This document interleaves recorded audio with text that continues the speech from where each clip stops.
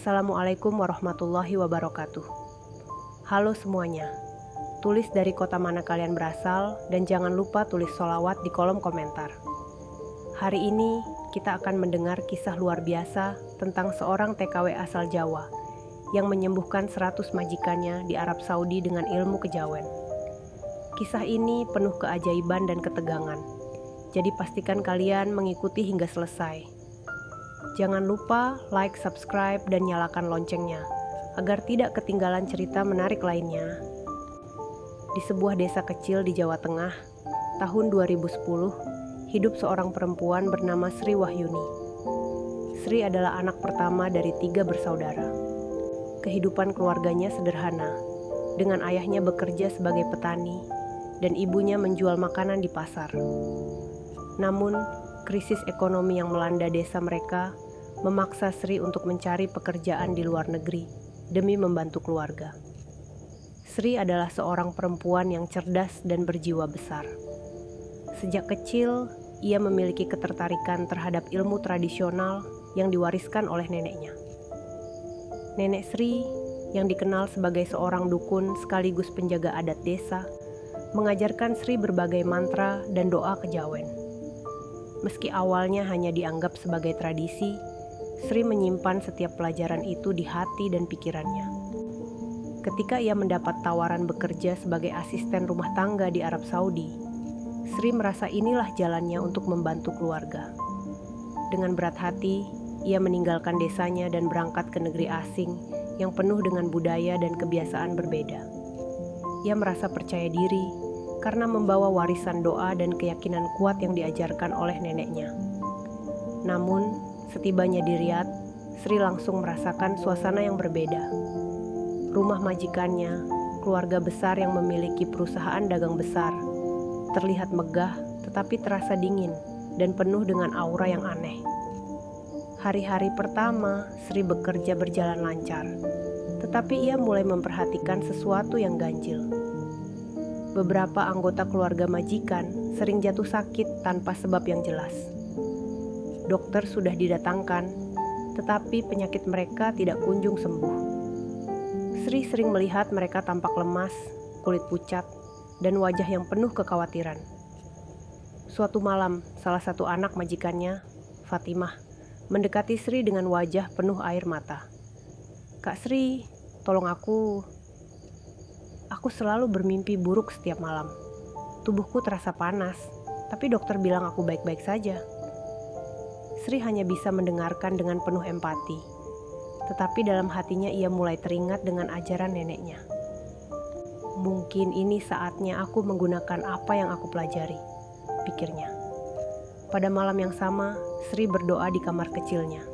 Ia membaca mantra-mantra kuno yang diajarkan neneknya sambil memohon petunjuk. Dalam keheningan malam itu, ia merasakan hawa dingin menyelimuti kamar dan suara angin yang aneh berdesir di luar jendela. Di pagi harinya, sesuatu yang mengejutkan terjadi. Fatimah, yang sebelumnya selalu terlihat sakit, tampak lebih cerah dan penuh energi. Semua orang di rumah memperhatikan perubahan ini, tetapi hanya Sri yang tahu bahwa ini mungkin adalah awal dari sesuatu yang luar biasa. Perubahan yang dialami Fatimah membawa suasana lega di rumah megah keluarga majikan Sri. Namun, bagi Sri, ini hanyalah awal dari perjalanan yang jauh lebih besar daripada yang ia bayangkan. Keesokan harinya, salah satu majikan pria, Abdul Rahman, mulai mengeluhkan rasa sakit yang sama seperti yang dialami Fatimah sebelumnya. "Kenapa tubuhku selalu lemas? Padahal aku sudah meminum obat yang diresepkan dokter," keluh Abdul Rahman, suaranya serak. Seluruh keluarga tampak kebingungan, karena penyakit misterius ini terus berpindah dari satu anggota keluarga ke anggota lain. Sri memperhatikan gelagat mereka dengan seksama. Ia mulai menyadari pola yang aneh. Setiap kali salah satu anggota keluarga sakit, suhu udara di dalam rumah terasa lebih dingin dari biasanya, meskipun di luar matahari bersinar terik. Selain itu, suara-suara aneh sering terdengar di malam hari, seperti langkah kaki yang tak beraturan, atau bisikan halus di lorong-lorong gelap. Sri, yang biasanya pendiam, tak bisa menahan rasa penasaran. Ia mencoba menghubungi neneknya melalui telepon untuk meminta saran. Neneknya, dengan suara yang bijak namun serius, berkata, "Sri, itu bukan sekadar penyakit biasa. Mungkin ada energi yang mengganggu di rumah itu. Jangan lupa, gunakan doa dan mantra yang pernah kuajarkan padamu. Percayalah, kamu bisa membantu mereka." Kata-kata neneknya menggugah keyakinan Sri. Malam itu, Sri memutuskan untuk melakukan ritual sederhana di kamarnya. Dengan tangan bergetar, ia menyalakan lilin kecil dan membaca doa-doa kejawen yang diwariskan oleh neneknya. Suara doa yang lirih bercampur dengan detak jantungnya yang berdebar. Saat itu, sesuatu yang aneh terjadi. Angin dingin menerpa wajahnya, meskipun semua jendela sudah tertutup rapat. Lampu kamar tiba-tiba berkedip-kedip, membuat suasana semakin mencekam. Sri merasa ada kehadiran yang tak terlihat, seolah-olah ia diawasi oleh sesuatu yang besar. Namun, Sri tidak gentar. Ia terus melanjutkan doanya hingga akhirnya angin berhenti dan suasana kamar kembali tenang.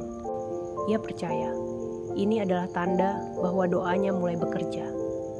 Keesokan harinya, Abdul Rahman terlihat lebih sehat. Ia mulai kembali beraktivitas dengan normal, meskipun masih menyimpan kekhawatiran. Namun, di sisi lain, Sri merasa aura rumah tersebut masih penuh dengan energi negatif. Suatu malam, ketika semua orang sudah tidur, Sri terbangun karena mendengar suara langkah kaki di luar kamarnya. Ia mengintip melalui celah pintu dan melihat bayangan hitam bergerak di lorong. Perasaan takut menyelimuti dirinya, tetapi ia mencoba tetap tenang. Dengan perlahan, ia membuka pintu dan memanggil, "Siapa di sana?" Tidak ada jawaban, hanya suara angin yang terdengar. Ia kembali masuk ke kamarnya, mengunci pintu, dan berdoa dengan khusyuk. Sri yakin bahwa penyakit-penyakit misterius yang menimpa keluarga ini bukan hanya soal medis. Ada sesuatu yang lebih besar, sesuatu yang membutuhkan keberanian dan kekuatan spiritual untuk mengatasinya.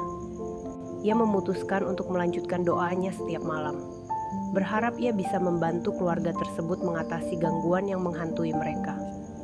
Namun, Sri belum tahu bahwa apa yang menunggunya di hari-hari mendatang akan menguji kekuatan fisik dan mentalnya lebih dari apapun yang pernah ia alami.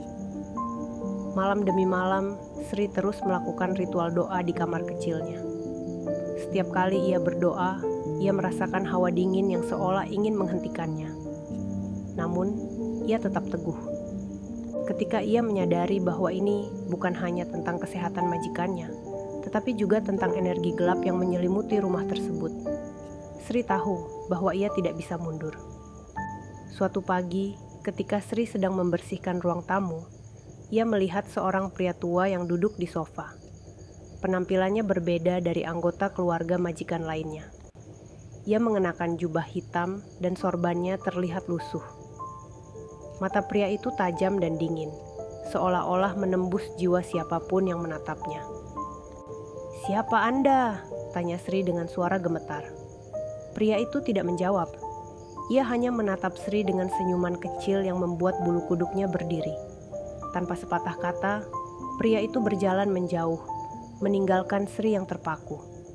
Ketika ia menceritakan kejadian ini kepada salah satu pelayan lain, pelayan itu hanya berkata, "Oh, itu Syekh Abdullah, saudara jauh dari majikan. Dia jarang datang ke sini, tapi setiap kali dia datang, suasana rumah selalu berubah." Sri mulai mengaitkan kehadiran pria itu dengan penyakit yang menimpa keluarga majikannya.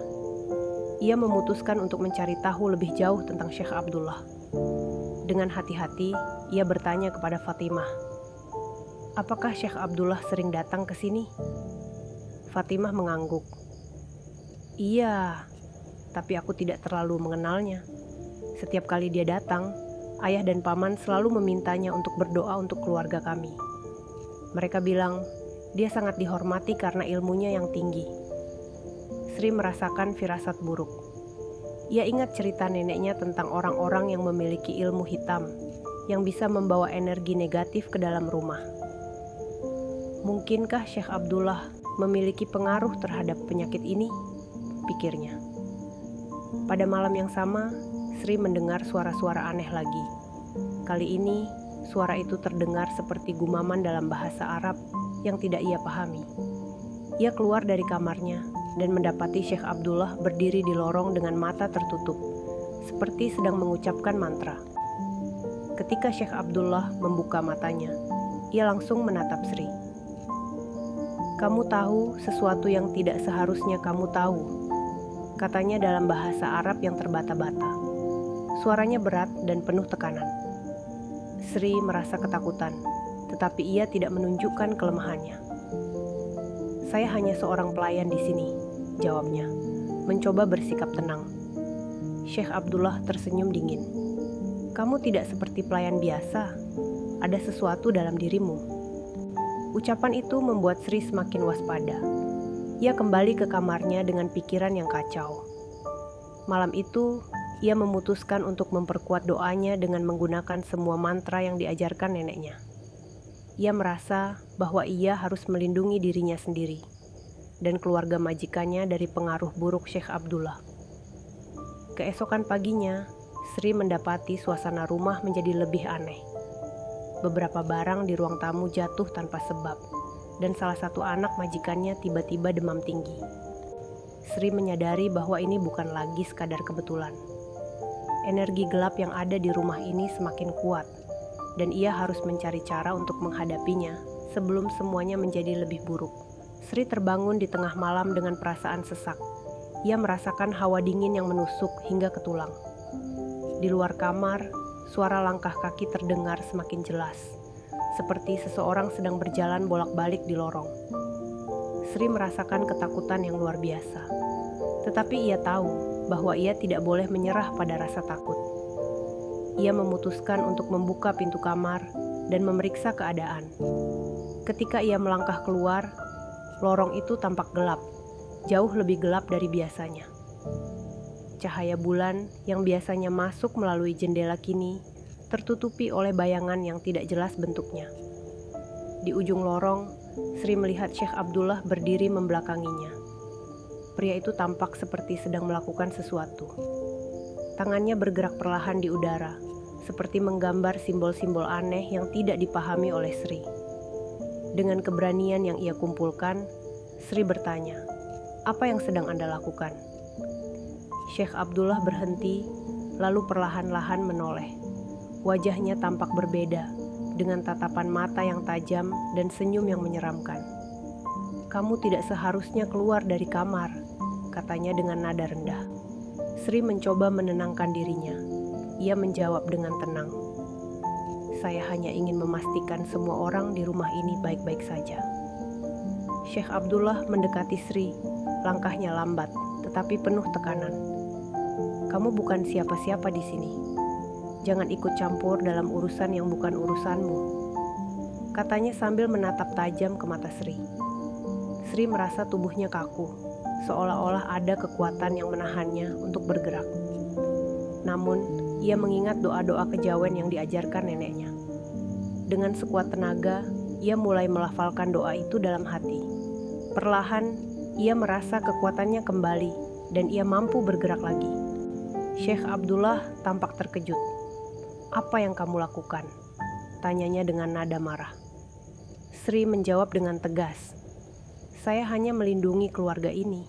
Jika Anda tidak memiliki niat baik, lebih baik Anda pergi." Syekh Abdullah tertawa kecil, tetapi ada nada ancaman di balik tawanya. "Kamu pikir kamu bisa melawan sesuatu yang lebih besar dari dirimu?" katanya sebelum berjalan menjauh dan menghilang di balik kegelapan. Setelah Syekh Abdullah pergi, Sri kembali ke kamarnya dengan perasaan gelisah. Ia tahu bahwa pria itu bukan orang biasa. Malam itu, ia memperkuat doanya dengan menyalakan lilin dan menggabungkan mantra-mantra yang lebih kuat. Ia meminta perlindungan bukan hanya untuk dirinya, tetapi juga untuk seluruh keluarga majikannya. Pagi harinya, suasana rumah semakin tegang. Majikan wanita, Ibu Aisyah, mendatangi Sri dengan wajah yang penuh kekhawatiran. "Sri, tolong bantu kami. Suamiku sekarang jatuh sakit dan dokter tidak bisa menemukan penyebabnya. Kamu pasti tahu sesuatu, katanya. Sri merasa dilema. Ia tidak bisa menceritakan semua yang ia alami, tetapi ia juga tidak bisa mengabaikan permintaan itu.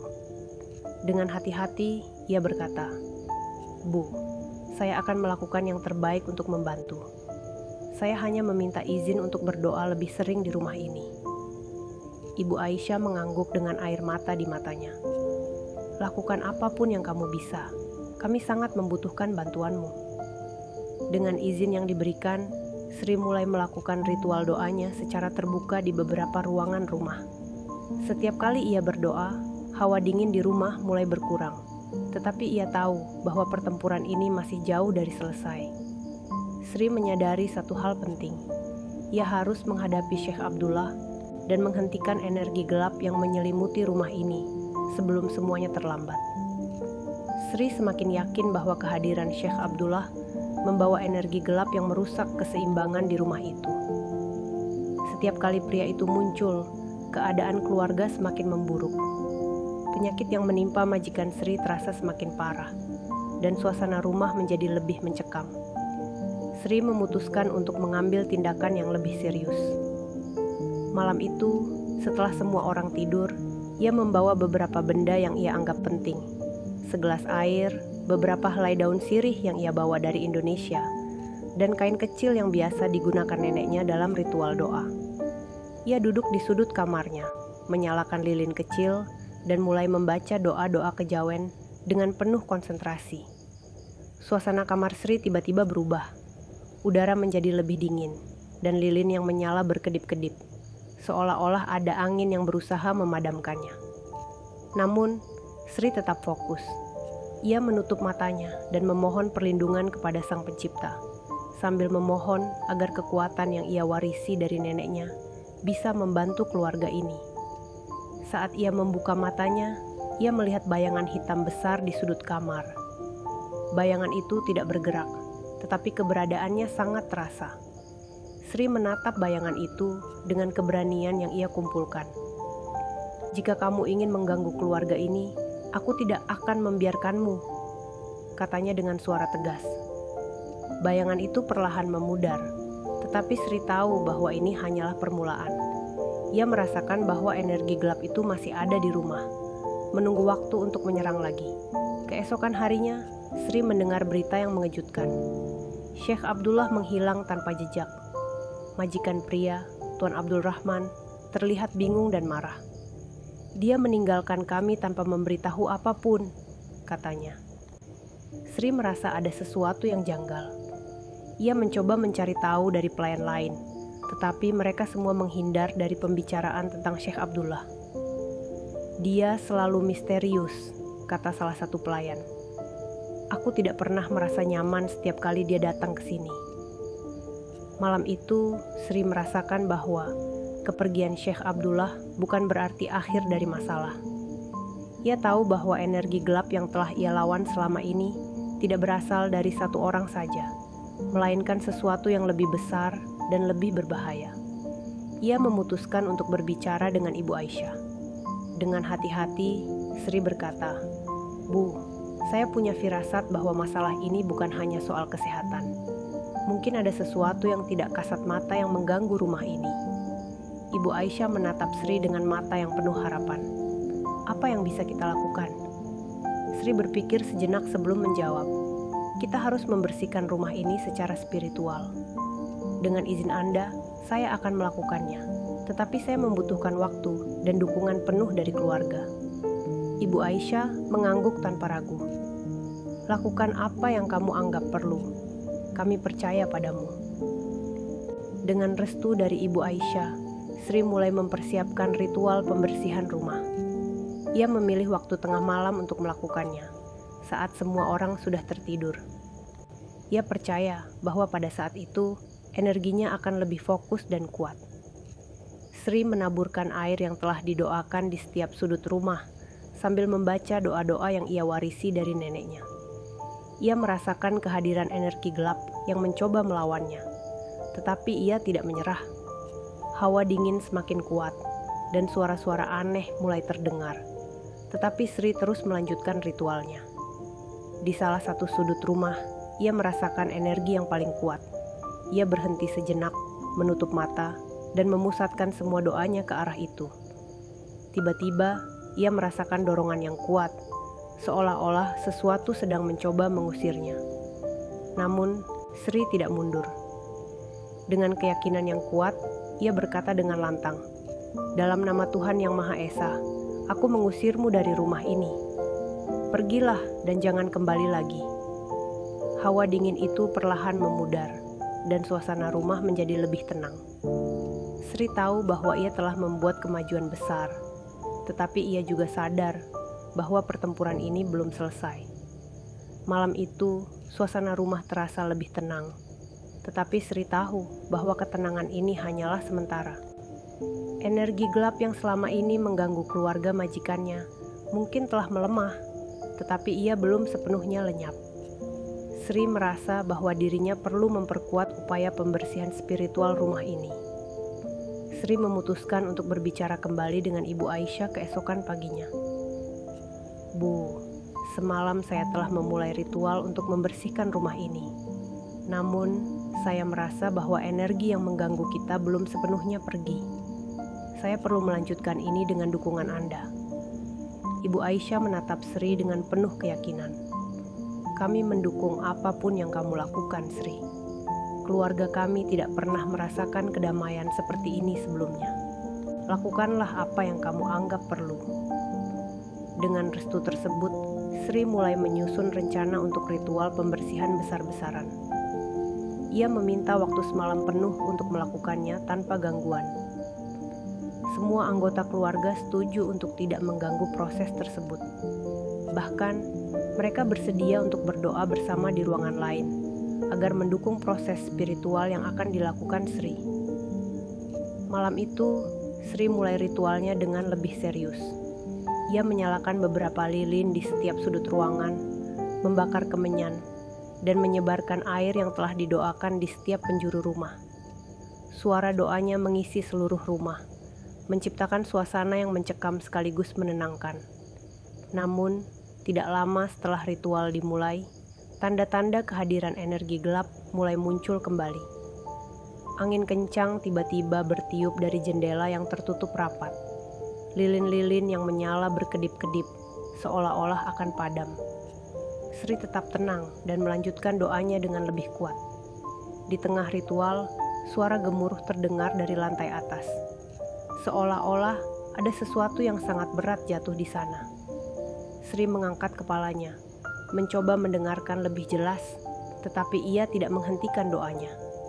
Ia tahu bahwa energi gelap itu mencoba mengalihkan perhatiannya. Saat ia bergerak ke ruang tamu, ia melihat bayangan besar melintas dengan cepat. Sri memusatkan doa-doanya ke arah bayangan tersebut. "Kamu tidak memiliki tempat di sini. Pergilah," katanya dengan lantang. Bayangan itu bergerak ke sudut ruangan, tampak seperti berusaha menghindari Sri. Dengan lilin di tangannya, Sri berjalan mendekati sudut tersebut sambil terus melafalkan doa. Energi di ruangan itu terasa semakin berat, tetapi Sri tidak menunjukkan rasa takut. Ia tahu bahwa ini adalah puncak dari pertarungan yang harus ia menangkan. Ketika Sri mencapai sudut ruangan, ia menyiramkan air doa ke arah bayangan itu. Tiba-tiba, suara jeritan nyaring memenuhi ruangan, seolah-olah sesuatu sedang terbakar. Lilin yang ia pegang hampir padam, tetapi Sri tetap berdiri tegak, melanjutkan doanya dengan penuh keyakinan. Suara jeritan itu perlahan menghilang, digantikan oleh keheningan yang mendalam. Hawa dingin di ruangan itu pun berangsur-angsur hilang, digantikan oleh kehangatan yang menenangkan. Sri merasakan bahwa energi gelap itu akhirnya melemah, tetapi ia masih merasa perlu untuk menyelesaikan ritual ini hingga tuntas. Ketika ritual selesai, Sri menutup doanya dengan memohon perlindungan bagi seluruh keluarga majikannya. Ia merasa lega, tetapi ia tahu bahwa ia harus terus waspada. Energi gelap mungkin telah pergi, tetapi ia bisa saja kembali jika rumah ini tidak dijaga dengan baik. Pagi harinya, keluarga majikan Sri berkumpul di ruang tamu. semua orang tampak lebih segar dan penuh energi. Fatimah bahkan berkata, "Kak Sri, aku merasa lebih baik daripada sebelumnya. Rumah ini terasa lebih nyaman sekarang." Sri tersenyum, tetapi ia tidak ingin terlalu berpuas diri. Ia tahu bahwa perjalanan ini belum sepenuhnya selesai, dan ia harus memastikan bahwa keluarga ini benar-benar bebas dari gangguan apapun. Setelah ritual pembersihan besar-besaran yang dilakukan Sri, rumah keluarga majikannya terasa lebih tenang. Tidak ada lagi hawa dingin yang menusuk, suara langkah kaki di malam hari, atau bayangan-bayangan yang mengganggu. Namun, Sri tahu bahwa apa yang ia hadapi adalah sesuatu yang lebih kompleks daripada sekadar gangguan biasa. Keluarga majikannya mulai menjalani hari-hari dengan lebih damai. Tetapi Sri tetap merasa bahwa ada jejak energi gelap yang tersisa. Ia memutuskan untuk memperhatikan setiap sudut rumah dengan lebih seksama. Sambil menjalankan tugas-tugasnya, ia mencoba mencari tanda-tanda yang mungkin tertinggal. Suatu hari, saat membersihkan kamar pribadi Syekh Abdullah yang jarang digunakan, Sri menemukan sesuatu yang membuatnya terkejut. Di bawah tempat tidur, ia menemukan sebuah kantong kain hitam kecil yang diikat dengan benang merah. Kantong itu mengeluarkan aroma menyengat, seperti campuran rempah-rempah dan sesuatu yang membusuk. Sri memegang kantong itu dengan hati-hati. Perasaannya bercampur antara penasaran dan takut. Ia memutuskan untuk membuka kantong itu di kamarnya, setelah memastikan tidak ada yang melihat. Ketika ia membukanya, ia menemukan beberapa benda aneh di dalamnya.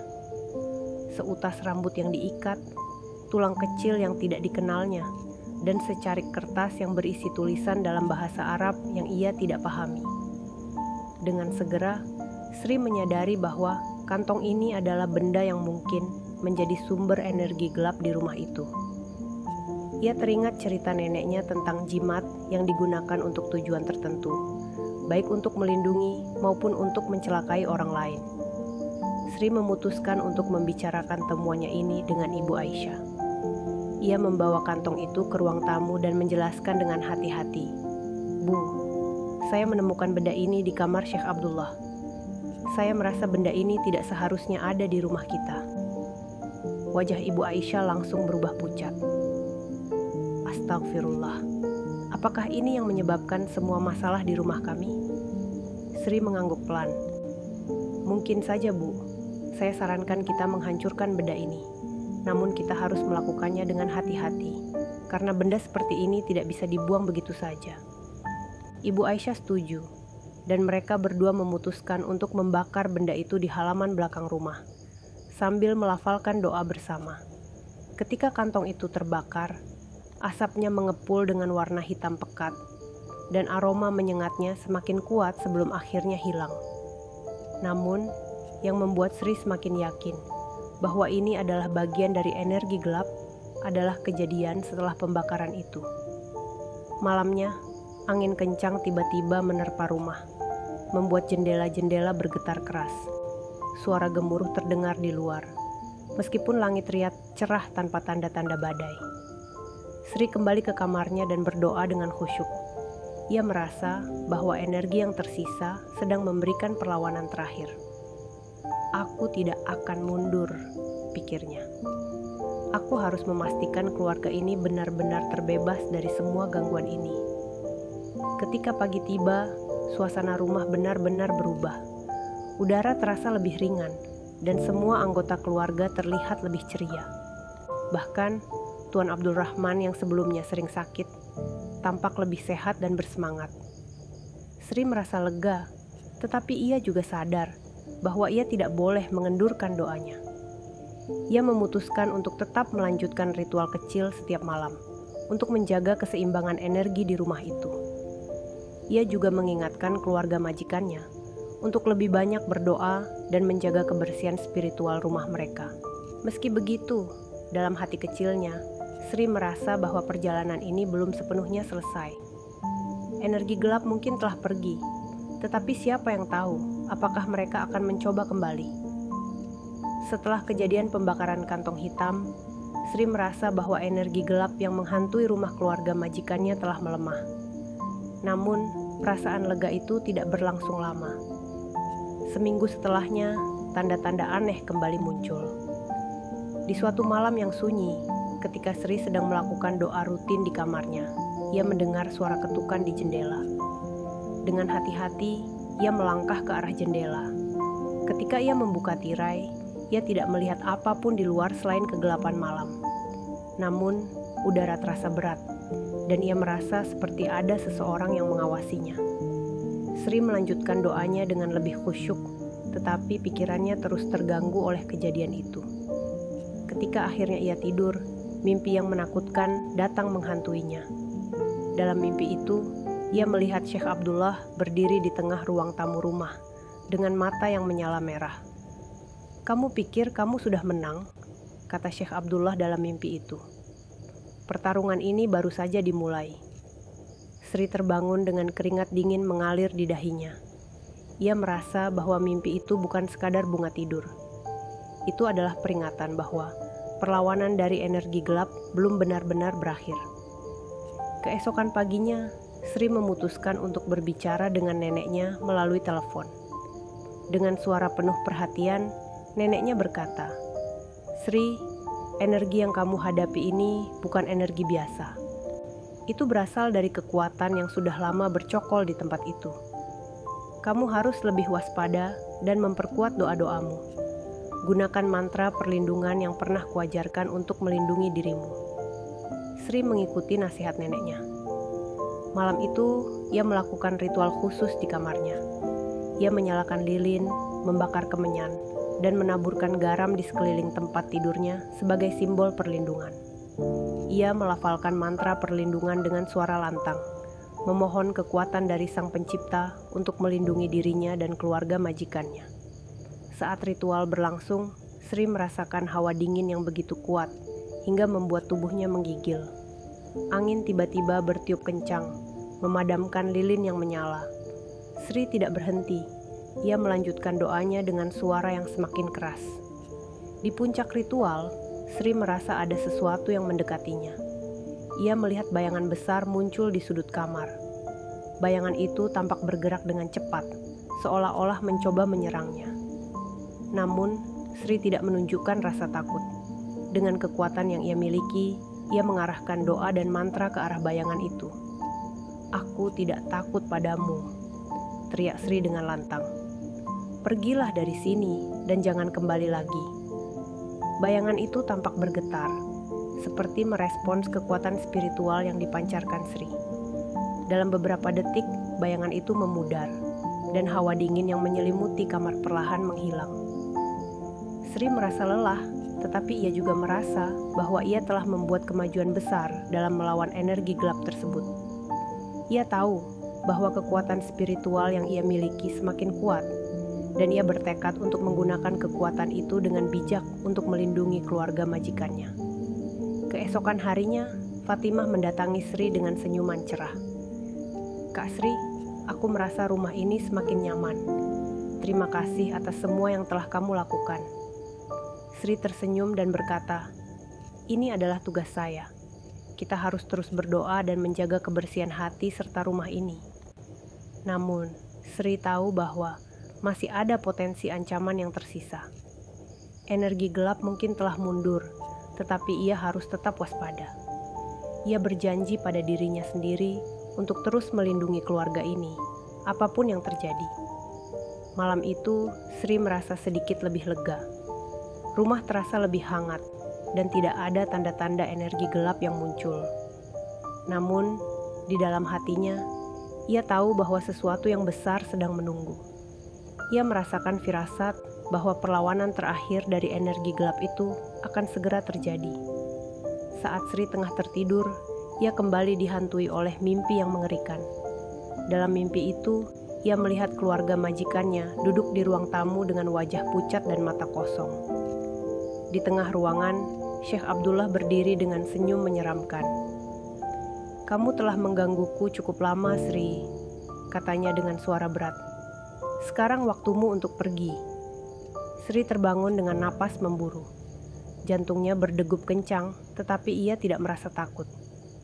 Ia tahu mimpi itu adalah peringatan bahwa energi gelap sedang mempersiapkan serangan terakhirnya. Ia memutuskan untuk bertindak segera. Dengan tekad yang bulat, ia mengumpulkan semua benda yang pernah digunakan dalam ritual sebelumnya. Air doa, kemenyan, lilin, dan garam. Ia juga mengenakan gelang kecil yang diberikan oleh neneknya sebagai simbol perlindungan. Malam itu, Sri melakukan ritual di tengah ruang tamu, tempat yang ia yakini sebagai pusat energi gelap di rumah tersebut. Ia meminta seluruh keluarga untuk tetap berada di kamar mereka dan tidak keluar apapun yang terjadi. "Doakan saya dari dalam kamar," kata Sri kepada Ibu Aisyah sebelum memulai. Ketika Sri mulai membaca doa, suasana ruang tamu berubah drastis. Udara menjadi berat dan hawa dingin menyelimuti ruangan. Lilin yang ia nyalakan berkedip-kedip, hampir padam. Namun, Sri tidak berhenti. Ia melanjutkan doanya dengan suara yang semakin lantang, memanggil kekuatan ilahi untuk melindungi rumah ini. Tiba-tiba, bayangan gelap muncul di tengah ruangan. Bayangan itu semakin besar, hingga hampir memenuhi ruang tamu. Dari bayangan itu, terdengar suara yang dalam dan menakutkan. "Kamu tidak tahu dengan siapa kamu berurusan." Sri tetap tenang. Ia menatap bayangan itu dengan keberanian yang luar biasa. "Aku tahu siapa kamu, dan aku tahu bahwa kamu tidak memiliki tempat di sini," katanya dengan lantang. Ia mengambil segenggam garam dan menyebarkannya ke arah bayangan itu sambil terus membaca doa. Bayangan itu mulai bergetar, seolah-olah kesakitan. Suara gemuruh memenuhi ruangan, dan angin kencang tiba-tiba berhembus, memadamkan lilin-lilin di sekitarnya. Namun, Sri tetap tidak menyerah. Ia mengambil air doa dan menyiramkannya ke bayangan tersebut. Jeritan nyaring terdengar, menggema di seluruh rumah. Bayangan itu mulai mengecil, seperti terbakar oleh kekuatan spiritual yang dimiliki Sri. "Ini bukan akhir," teriak suara dari bayangan itu sebelum akhirnya lenyap sepenuhnya. Ketika semua kembali tenang, Sri merasakan kehangatan yang menyelimuti ruangan.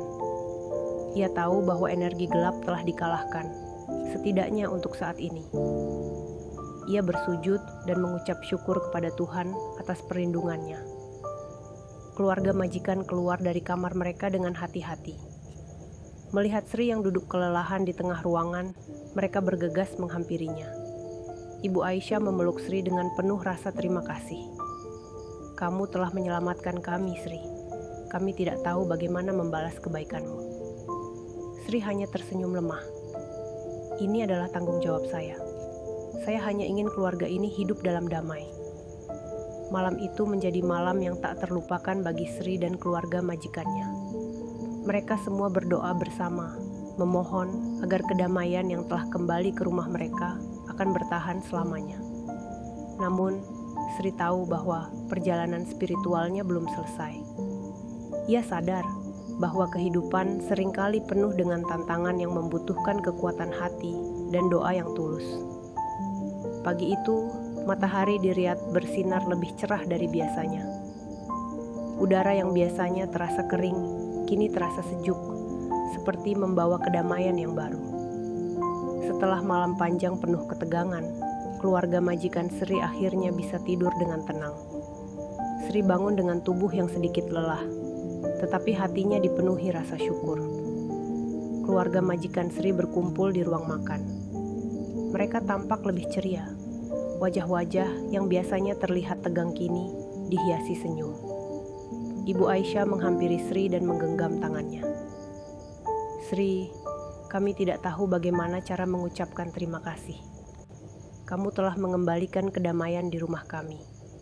Sri tersenyum lembut. "Tidak perlu berterima kasih, Bu. Yang penting sekarang keluarga ini sudah aman. Tapi saya ingin mengingatkan bahwa doa harus terus dilakukan. Rumah ini harus dijaga kebersihannya, tidak hanya secara fisik, tetapi juga secara spiritual." Keluarga itu setuju. Mereka mulai menetapkan rutinitas baru, meluangkan waktu untuk berdoa bersama setiap malam. Bahkan, Tuan Abdul Rahman yang biasanya sibuk dengan pekerjaannya kini terlihat lebih sering berada di rumah, ikut berdoa bersama keluarganya. Sri merasa lega melihat perubahan ini. Ia tahu bahwa kehadiran energi gelap di rumah ini bukan hanya akibat benda-benda atau ritual tertentu, tetapi juga karena kurangnya keseimbangan spiritual dalam keluarga tersebut. Dengan kebiasaan baru yang mereka lakukan, Sri yakin bahwa rumah ini akan tetap damai. Namun, ada satu hal yang masih mengganjal di benak Sri. Ia terus teringat pada mimpi-mimpinya tentang Syekh Abdullah. Meskipun pria itu sudah lama tidak muncul, Sri merasa bahwa ia mungkin akan kembali suatu saat nanti. Ia memutuskan untuk bersiap menghadapi apapun yang mungkin terjadi di masa depan. Pada malam terakhirnya melakukan doa khusus, Sri mendapat mimpi yang berbeda. Ia melihat neneknya tersenyum dari kejauhan. "Kamu telah melaksanakan tugasmu dengan baik, Sri," kata neneknya dalam mimpi itu. "Kekuatan yang kamu miliki adalah anugerah, tetapi gunakanlah dengan bijak. Ingat, setiap orang memiliki tanggung jawab untuk menjaga keseimbangan di sekitarnya." Ketika Sri bangun, ia merasa hatinya lebih ringan. Ia percaya bahwa ia telah menjalankan tugasnya dengan baik. Meski begitu, ia tidak ingin berpuas diri. Ia tetap menjaga rutinitas doa setiap malam, memastikan bahwa energi positif terus mengalir di rumah itu. Beberapa minggu kemudian, keluarga majikan Sri memutuskan untuk mengadakan acara syukuran. Mereka mengundang tetangga dan kerabat untuk berbagi kebahagiaan atas kedamaian yang telah kembali. Sri diminta untuk memimpin doa dalam acara tersebut. Awalnya, ia merasa ragu, tetapi keluarga majikan meyakinkannya. Dengan suara yang tenang tetapi penuh keyakinan, Sri memimpin doa.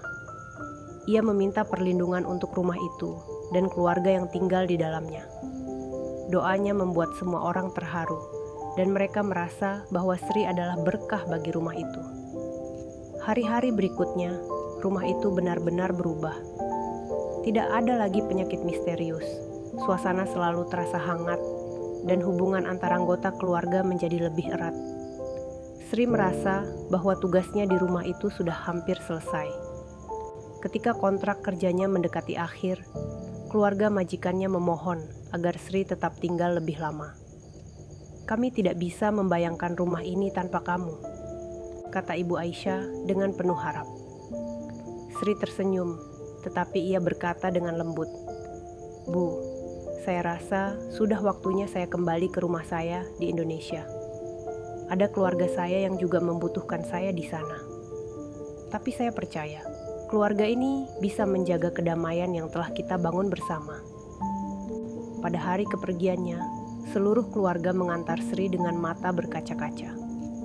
Fatimah memberikan sebuah hadiah kecil, sebuah kalung sederhana yang melambangkan perlindungan. "Kak Sri, ini untukmu. Terima kasih telah menjadi bagian dari keluarga kami," katanya. Sri menerima hadiah itu dengan penuh rasa syukur. Ketika pesawatnya lepas landas, ia melihat keluar jendela, merasa lega dan bangga atas apa yang telah ia lakukan. Ia tahu bahwa pengalaman ini telah mengubahnya, menjadikannya pribadi yang lebih kuat dan bijaksana. Di desa kecilnya di Jawa Tengah, Sri kembali ke keluarganya dengan membawa cerita luar biasa yang tidak akan pernah ia lupakan. Ia sadar bahwa tugasnya sebagai penjaga keseimbangan spiritual belum selesai. Tetapi ia percaya bahwa setiap langkah yang ia ambil adalah bagian dari perjalanan hidup yang penuh makna. Terima kasih telah mengikuti kisah luar biasa ini hingga akhir. Dari cerita ini, kita belajar bahwa keberanian, ketulusan hati, dan doa yang tulus dapat menjadi kekuatan besar untuk mengatasi berbagai rintangan. Sri mengajarkan kita untuk tidak menyerah pada tantangan hidup, apapun bentuknya, dan selalu percaya pada kuasa Tuhan Yang Maha Esa. Bagi teman-teman yang merasa cerita ini bermanfaat dan penuh pelajaran, jangan lupa untuk like video ini, subscribe channel ini, dan aktifkan lonceng notifikasinya agar kalian tidak ketinggalan kisah-kisah menarik lainnya. Tulis juga sholawat dan pesan kalian di kolom komentar. Apa pelajaran yang paling kalian rasakan dari cerita ini? Mari kita berdiskusi bersama dan sebarkan cerita ini kepada teman-teman kalian. Sampai jumpa di cerita selanjutnya. Wassalamualaikum warahmatullahi wabarakatuh.